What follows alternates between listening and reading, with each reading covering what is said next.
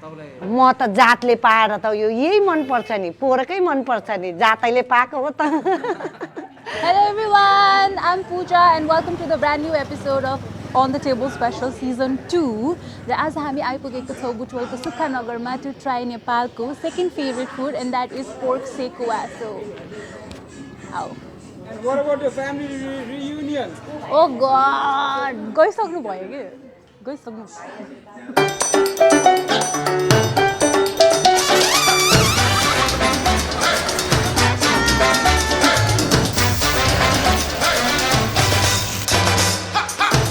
आमा ओबर नेपाली न्युज च्यानलको जस्तो इन्ट्रो पछि वेलकम टु अर्को रसिलो मुखमा लतक्कै हुने एपिसोड जहाँ 15 वर्षदेखि बुटवलको सुक्खा नगरको तालिम केन्द्रबाट भाटपटेनी जाने लाइनमा पोर्क र बफको सेकुवा बेच्दै आइरहनु भएको छ गौरी दिदी।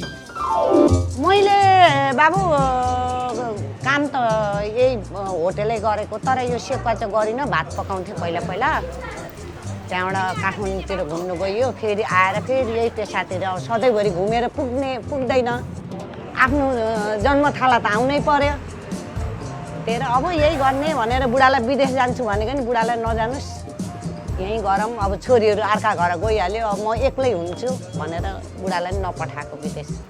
घुम्दै फिर्दै गर्दा जिन्दगी नै सकिन्छ भन्दाखेरि चाहिँ मनमा चस्सै पर्यो तर यहाँको सेकुवाको प्राइस थाहा पाउँदा फेरि मन चाहिँ लटक्कै नै भयो। यो पोर्क 50 बफ 30 आम्बो 30 र 50 रे यार 30 मा त अहिले एउटा चाहिँ अब कटन क्यान्डी पनि आउँदैन तर यहाँ आउँदछ एकदमै जुसी मसालेदार वान एन्ड ओन्ली सेकुवा। यहाँ त अदुवा लसुन सेकुवा मसला गोल्डी मसला तेल अजिना कलर हाल्छु। 6 देखि 9 बजेसम्म वाइल्ड प्याक हुने र 25 देखि 30 जनालाई मजाले अकोमोडेट गर्न सक्ने यस ठाउँको सुरुवातको दिन भने अलिक हम्बलिङ टाइप्स नै थियो। पहिला यसो अलिअलि थोथोरै गर्थेँ तर यस्तो उठेन एउटा यत्रो टेबल थियो अनि कराईमा गर्थेँ कि हम्काएर पोल्थेँ त्यहाँबाट अब सकेन मान्छे धेरै हुन थाल्यो त्यहाँबाट इलेक्ट्रिक जोडेको यहाँ माथि इलेक्ट्रिक छ। म त बिहान 7 बजी उठ्छु त्यहाँबाट बुढाले ल्याइदिनुहुन्छ मासु सासु ल्याइदिनुहुन्छ त्यहाँबाट अनि काटकुट गर्छु त्यहाँबाट 1-2 बजी सक्छु 1-2 बजी सकेपछि त्यहाँबाट फेरि एकछिन आराम गर्छु या त कहीँ घुम्न जान्छु फेरि 5 बजी ठ्याक्क घर आउँछु फेरि 5 बजीदेखि सुरु गर्छु।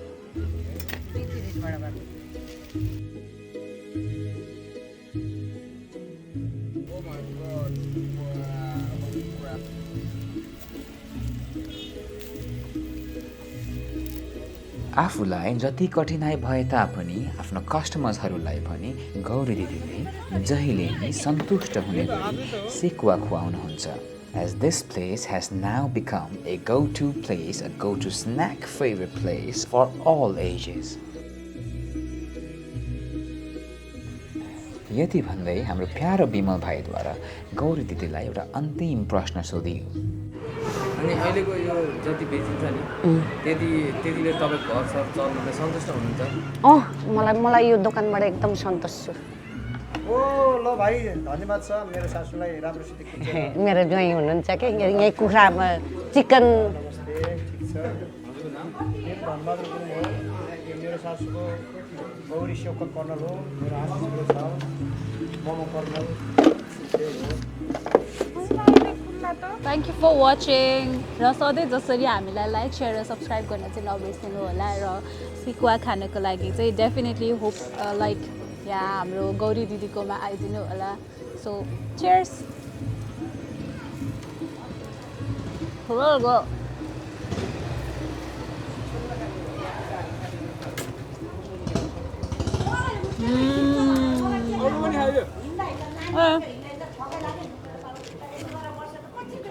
Cheers again. Back to back सबै खाइदियो सबै